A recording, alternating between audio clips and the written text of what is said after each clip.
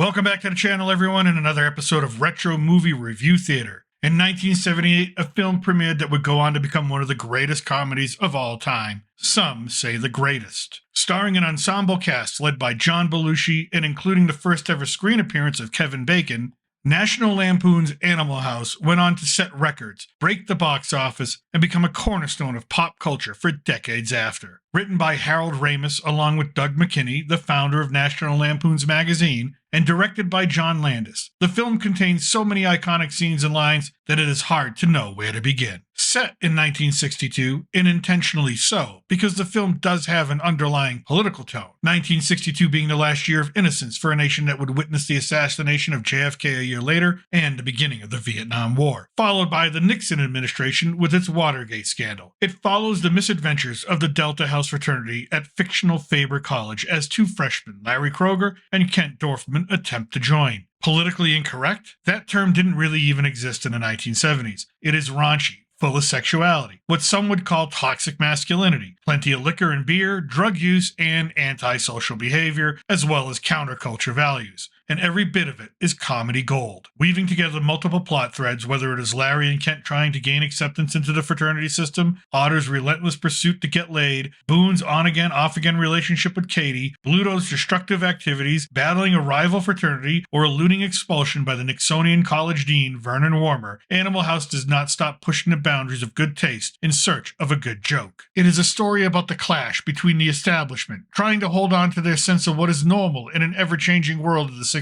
when most young people were looking to throw off the conservative and constrictive social norms of the 1950s. Based on the book Animal House, which details the exploits of a real-life fraternity at Dartmouth College, the making of the film was anything but relaxed. Almost every studio in Hollywood rejected it based on the nature of the script. When one studio finally said yes, it was given a budget of $2.5 million to proceed, a minuscule amount even back in the late 70s. To get the movie greenlit, producers needed to have a marquee name included in the cast. Hence, Donald Sutherland was asked to play the role of Professor Jennings, a pot-smoking literature teacher who's not very good at getting his students to engage. And although Sutherland said yes to the role, he was so convinced of the movie's lack of potential that, when offered a percentage of the gross or a flat fee of $75,000 for his 3 days' work, he took the upfront payment. Had he taken the gross percentage, he would have been paid an additional $3 to $4 million. The next highest paid actor was John Belushi, the breakout SNL star who was so critical to that weekly show that producer Lorne Michaels would not let him take a hiatus, so he was forced to work all week, Tuesday through Saturday on SNL,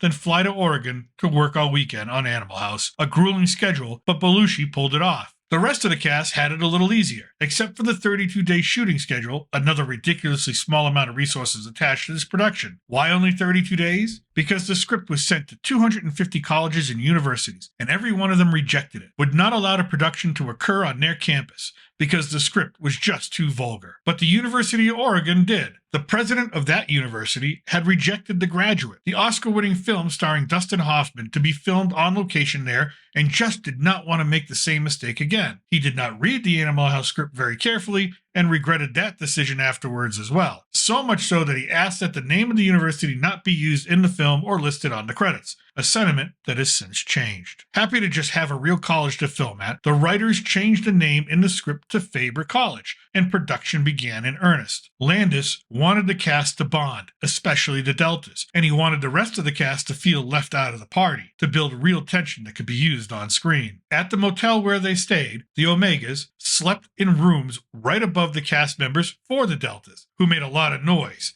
partied all night, even stole the piano from the motel lobby and moved it into one of their rooms so they could have constant music. This kept the other cast members awake all night, which helped them get into character as they began to detest their Delta castmates. The Delta House actors partied together every night, but John Landis kept John Belushi separated from them by lodging him and his wife in a house a few miles from the set. Belushi was a notorious partier, and Landis wanted him to remain sober throughout the shoot, and let's face it, there were few back in that time that could keep up with Belushi's appetites. Letting him drive that bus may have become a complete disaster for Landis and the producers. In addition to this bonding to ready themselves for their parts, and despite being warned against mixing with the students, the cast of the Deltas, except for Belushi, accepted an invitation from some girls to a real frat party at the University of Oregon's SAE house. The real fraternity members treated him with hostility, and a brawl ensued, started by James Widows when he threw a cup of beer at some drunken football players. Widows ended up losing a few teeth, and Bruce McGill received a black eye. When Belushi returned to the set and learned of the fight, he had to be physically restrained from seeking revenge. Now, one thing Belushi was allowed to do was to go out at night to local nightclubs to check out the various live bands. He loved live music. He was fascinated by a musician named Curtis Salgado. Salgado's sunglasses, harp playing, and love of the blues inspired Belushi to form the Blues Brothers with fellow SNL cast member Dan Aykroyd. And even though there was a script, a lot of what you see is improvised, especially Belushi's parts, the cafeteria scene, the I'm a Zit gag, the guitar smashing scene. And if it was not improvised, then there were multiple takes when Belushi was in front of the camera because the other actors could not stop laughing to get a clean take. Nothing can be added by me to denote just how influential John Belushi's performance was in this film, both to his peers and future comedic actors such as Chris Farley. However, the rest of the cast equally did their jobs as well. Kevin Bacon as a snot-nosed freshman punk screaming all is well. Stephen Furst as Flounder, the one who Bluto takes under his wing for better or for worse. Mark Metcalf's Niedermeyer, the ultimate repressed asshole in this or any other film. John Vernon as the original prototype for the overbearing disciplinarian, the blueprint for all college comedies to come in the future. And Tim Matheson in the role of Otter, a young man who can woo any lady by any means. When it was released, the studio spent $4.5 million marketing the film, $2 million more than actually making it. It was money well spent. The film grossed over $142 million.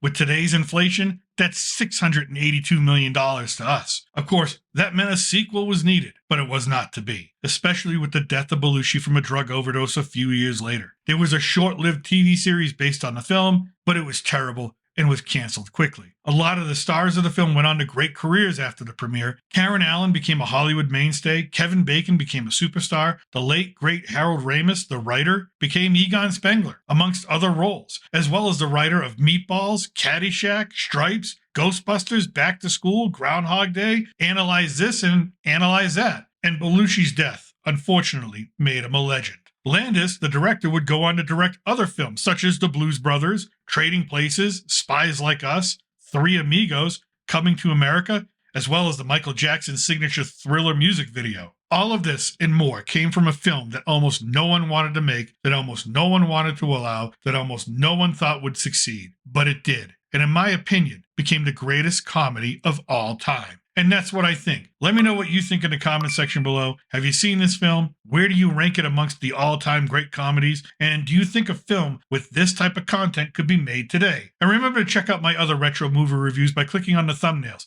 as well as my comic book recaps. As always, thank you for watching. And from south to the border, I'm still your reluctant gringo. Salud, and I'll wave.